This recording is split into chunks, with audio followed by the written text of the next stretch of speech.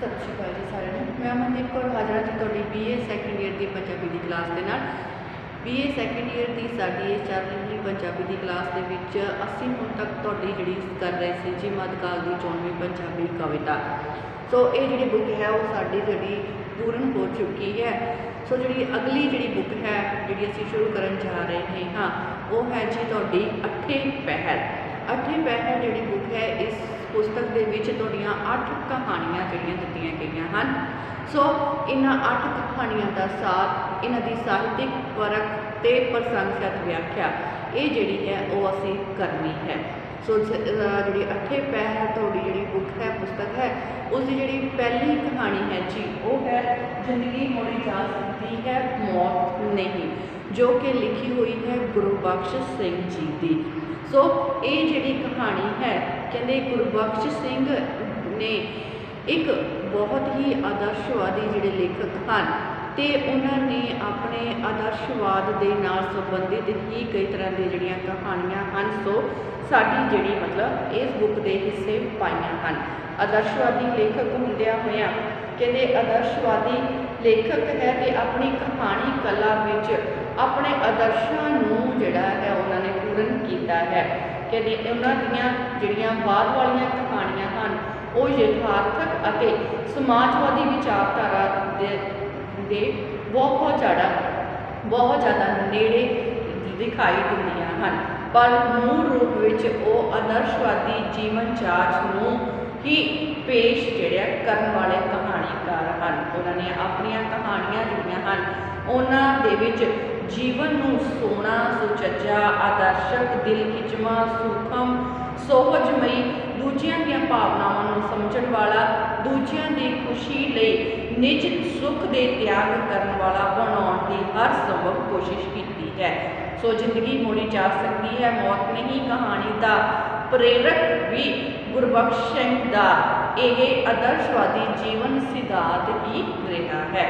सो एक कहानी जिहड़ी कि पति पत्नी के आपसी संबंधों के उपर आधारित कहानी जिहड़ी रोजाना जिंदगी दीयां झाकियां अपने रिश्ते उसदे विच पैदा होया तनाव टुट भज ते कहते इसकी यथार्थक परिवारक कहानी जिहड़ी है।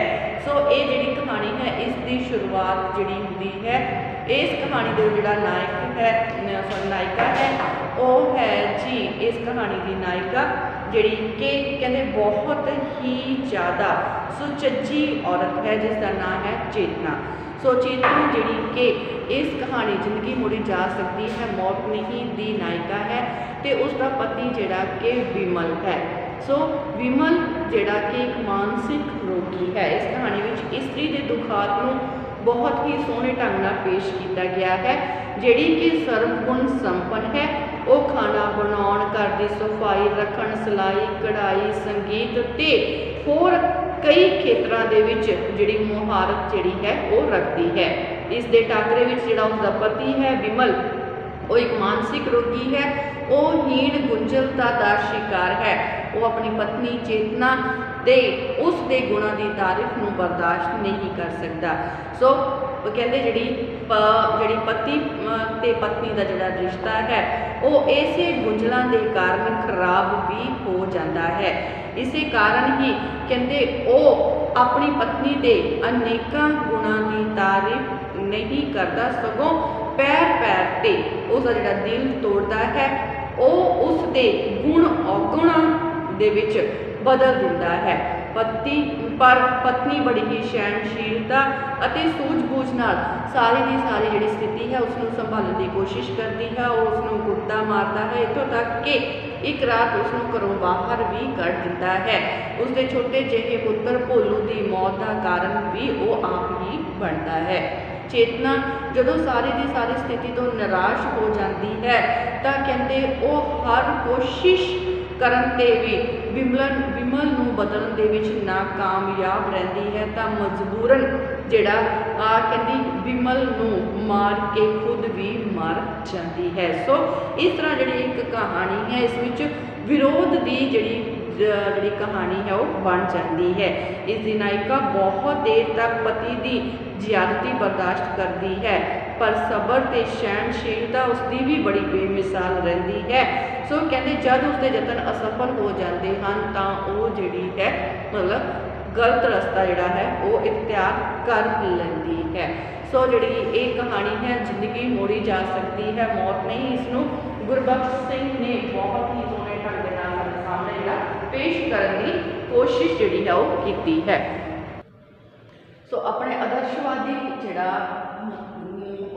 मनोरथ नूं जां उद्देश नूं पूर्ण करते हुए गुरबख्श सिंह जिहड़े हन उन्होंने लिखी हुई कहानी जी जिंदगी मोड़ी जा सकती है, मौत नहीं, जिस दे विच असीं देखते हैं कि विमल ते चेतना एक पति पत्नी हैं जिन्हां दा 2.5 साल पहला विआह होया है। चेतना जिहड़ी है कहते चेतना दा पति चेतना दियां तारीफां तो बहुत ज़्यादा छिड़दा है।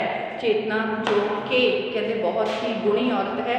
एक वो घरोगी साइंस मतलब घरेलू जिहड़ी है घरेलू साइंस की जिहड़ा इम्तिहान से उसदे विचों वो प्रथम जिहड़ा उसने स्थान प्राप्त किया सी। पिंड दीआं कुड़ियां नूं वो सिलाई कढ़ाई ते होर जिहड़ियां कई तरह के काम भी सिखाउंदी है। चेतना के घर का सारा काम वो आप ही संभालती है ते चेतना की सस कहते हैं उस दे बारे विच कोई भी जिहड़ी उसनूं चिंता नहीं रहिंदी, पीछे अपने घर की कोई चिंता नहीं है। सो कहते चेतना जिहड़ी कि बहुत गुणवान औरत है। वो जदों उसके घर जदों मेहमान आते हैं तो उन्होंने बहुत ज़्यादा सेवा भी करती है। जदों वो जड़ा मतलब चाह वाला जड़ा मेज है उसके उत्ते समान लिया के रखती है तो उसका जड़ा मामा सौरा है जदों घर आता है तो उसकी सस नूं कहता है कि तेरी नूह ने तो चाह वाला जड़ा टेबल सी मेज से उसके उत्ते बाग सजा दिता है। सो विमल जिहड़ा है वो उसकी तारीफ बिल्कुल भी बर्दाश्त नहीं कर सकता, वो उस तो छिड़दा रहता है। उस जदों वो अपने मेज़ बैड के उत्ते फुल्लां वाली चादर विछाउंदी है तो विमल जिहड़ा है वो उसनूं कह दिंदा है कि उसनूं तां फुल्लां तो एलर्जी है, हालांकि वो चादर के फुल हुंदे हैं ना कि असली फुल। वो फिर भी सिर्फ चिड़न का बहाना विमल नूं चाहीदा है तो कहता है कि उसनूं फुल्लां तो एलर्जी है। सो इस तरह होर कई तरह के बहाने घटता होया भी विमल जिहड़ा उस दी मतलब हमेशा खिलाफत ही करता है, उसके खिलाफ ही जाता है। वो जिहड़ा है बहुत वधिया खाना बनाती है, पर विमल उस दे विच भी जिहड़ा नुक्स कढ़दा है तो अपनी मां नूं खाना बनाउण लई कहता है। जदों एक बार जिहड़ी चेतना जदों विमल बीमार हुंदा है तो उसदे लई दलिया बना के लैके आउंदी है तो वो उसनूं उल्टा पकड़ के उस दे उत्ते ही पा दिंदा है। सो इस तरह एक जिहड़ा विमल ते चेतना का एक पुत्र है जिसका नाम है भोलू।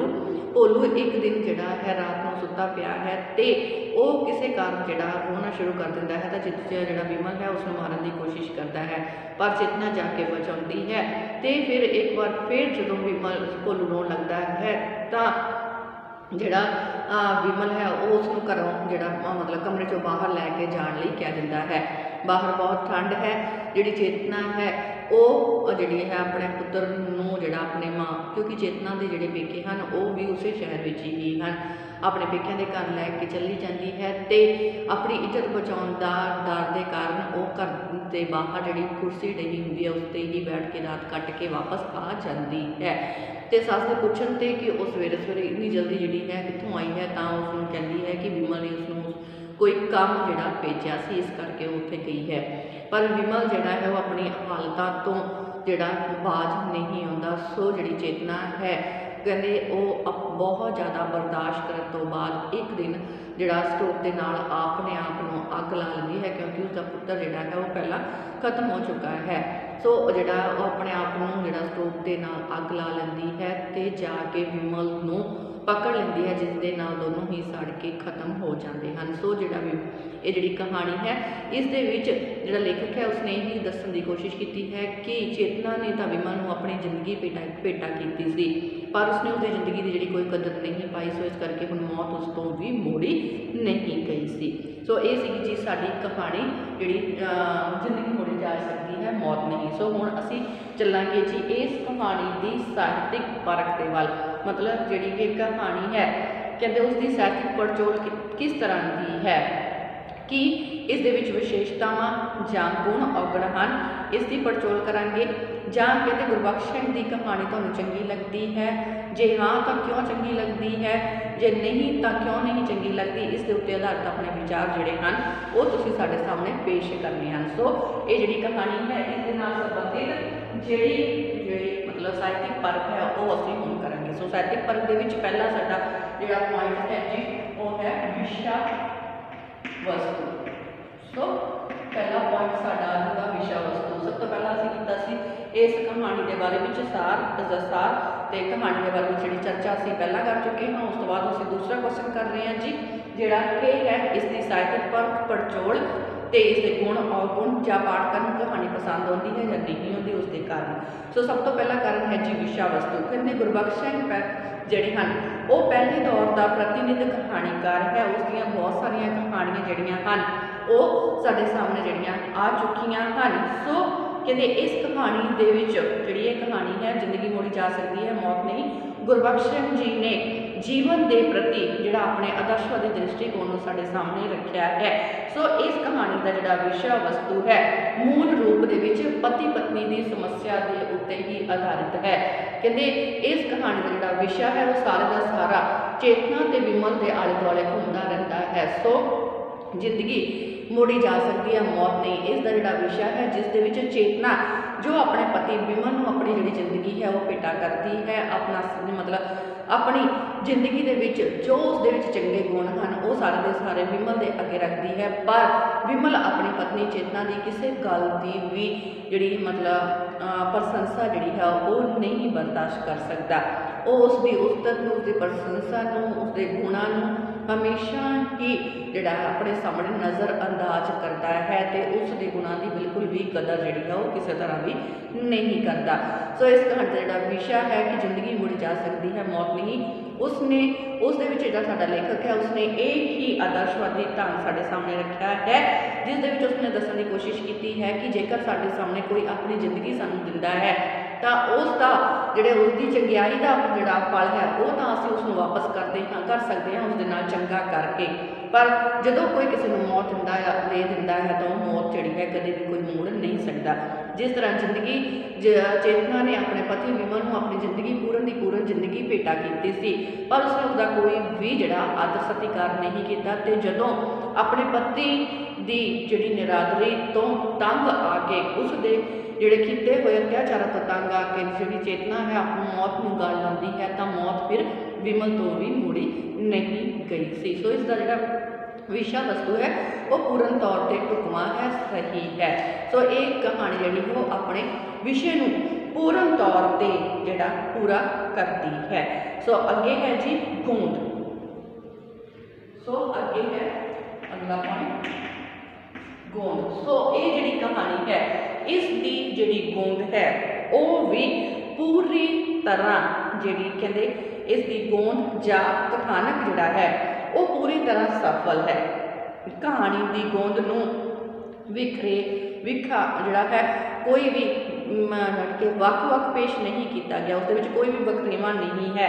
सगों सारिया दियां सारियां जिहड़ियां घटनावां हन वो लड़ीवार चल रही हैं। हर घटना लड़ी के बाद चल रही है। घटना क्रम जिहड़ा है घटना कालक्रम विच वजी एक जिहड़ी लकीर दे विच जिहड़ियां घटनावां हन वो वापरदियां हन। कहते गोंद विच कालक्रम अते जिहड़ा कारज है कारज के नाल संबंधित जिहड़े सारे के सारे तत्त पूर्ण तौर हन। सो स्पष्ट है कि जीवन दे विच कोई प्लाट नहीं हुंदा। इस तरह प्लाट घटनावां दा काल क्रमिक विकास जिहड़ा लेखक है उसने बहुत ही कलात्मक ढंग नाल साडे सामने पेश किया है। सो इस कहानी दीयां घटनावां कहते मूल रूप विच गोंद कथानक नूं साडे सामने होर भी ज़्यादा उगाड़दियां प्रतीत हुंदियां हन। सो गोंद दे पक्षों ये जिहड़ी कहानी है वो पूर्ण तौर पर सफल कहानी मन्नी गई है। सो पात्र ते पात्र चित्रण अगे है जी पात्र ते पात्र चित्रण। सो इस कहानी के विच जिहड़े पात्र हैं चेतना विमल उन्हां दा बड़ा भोलू चेतना की सस सौरा। सो ये सारे के सारे जिहड़े पात्र हैं सानू अपनी जिहड़ी जीवन दे विचों ही लए गए प्रतीत हुंदे हन। सो पात्र ते पात्र चित्रण के पक्ष तो भी कहानी जिहड़ी कि कहते बहुत ही सफल जिहड़ी है वो मन्नी गई है। इस दे पात्र जिहड़े हन उन्हां दे विच सोच, सिरजन, कला, सलीका, त्याग, हौसला, सूझबूझ, दृढ़ता, अपने आंढ गुआंढ नूं स्वर्ग बनाउणा, ये सारे के सारे जिहड़े गुण हैं वो सानू आम जिहड़े समाजिक पात्रां दे विच मिलदे दिखाई दिंदे हन। सो दूसरे पासे जिहड़ा विमल है कहते इस दे टाकरे ते विमल जो कि आदर्श जिहड़ा प्रयोजन आदर्शक प्राकारज नूं निभाउण वाला पात्र, चेतना की हमेशा ही विरोधता करने वाला पात्र जिहड़ा साडे सामने आउंदा है उसदे विच हीन भावना है। सो इस तरह कहानी दो ही प्रमुख पात्र हैं जिन्हां दे आले दुआले ये जिहड़ी सारी दी सारी कहानी है वो जिहड़ी मतलब घुमदी प्रतीत हुंदी है। सो एक निरोल आदर्शवादी ते दूजा निडोर यथार्थवादी पात्र है। दोहां विच तनाव टकराव का रिश्ता हमेशा ही जिहड़ा चलदा रहिंदा है, पर कहते पात्र ते पात्र चित्रण के पक्ष तो भी ये कहानी पूर्ण तौर पर सफल कहानी मनी गई है। सो वार्तालाप अगला पॉइंट है जी, वार्तालाप के पक्ष तो कहते जिहड़े इस कहानी में वार्तालाप की वरतों बहुत ही घट की गई है। कहते ये वार्तालाप बड़ी थोड़ी है पर स्थिति ते परिस्थिति अते बोलण वाले की मानसिकता दे बिल्कुल ही अनुकूल है। इस लिहाज नाल विमल की जिहड़ी वार्तालाप वेखण वाली है। इस तरह चेतना की वार्तालाप विच काव्यक शिष्टाचार, मिठास, दृढ़ता ते कहते जिहड़ा बहुत ही ज़्यादा मिठास वाले जिहड़े गुण हैं वो भरे पे हैं। वो कहती है ना विमल जी मैं इनू हुणे बाहर लै जानी हाँ। जो भोलू रोना शुरू कर दिंदा है तो चेतना बहुत ही ज़्यादा सलीके दे नाल उसनूं बोलती है। वो कहता मते रो पवे विमल जी की नींद ही ना खराब हो जाए। सो इस तरह जिहड़ी चेतना है वो जिहड़ी मतलब बहुत ही ज़्यादा मिठे गुणों की मालकिन है। सो वार्तालाप के पक्षों भी ये कहानी पूर्ण तौर पर सफल है। अगे है जी सिरलेख, अगे है सिरलेख। सो इस कहानी का जिहड़ा सिरलेख है वो भी कहते आत्मिक विद्वानों ने कहा सी कि रस्मी तौर पर रचना का अंश ना होने ते भी रचना लिए बहुत ही महत्वपूर्ण जिहड़ा महत्व रखने वाला तत्त है जी सिरलेख। कोई कहानीकार अपनी कहानी का सिरलेख कहानी के मुख्य पात्र नायक नायिका के नाम उत्ते रखते हैं जां फिर वो कहानी विचलियां समस्यावां नूं साडे सामने जिहड़ा पेश करन दे लई कहानी का सिरलेख चुनते हैं। इन्हां दोनों ही दृष्टिकोणों तो जिहड़ा साडा सिरलेख है वो जिहड़ा जे उसकी विचार करिए तो कहते समस्या नाल ही जुड़ता है।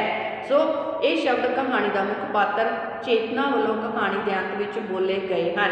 चेतना अपने पत्नी को संबोधित करके कहती है मैं तुहानूं जीवन भेटा किया पर तुसीं सुट पाया, हुण मौत तुहाडे तो मोड़ी नहीं जाएगी। सो जिहड़ा सिरलेख है कहानी का वो बिल्कुल ही ढुकवां है। अगे है जी भाषा शैली।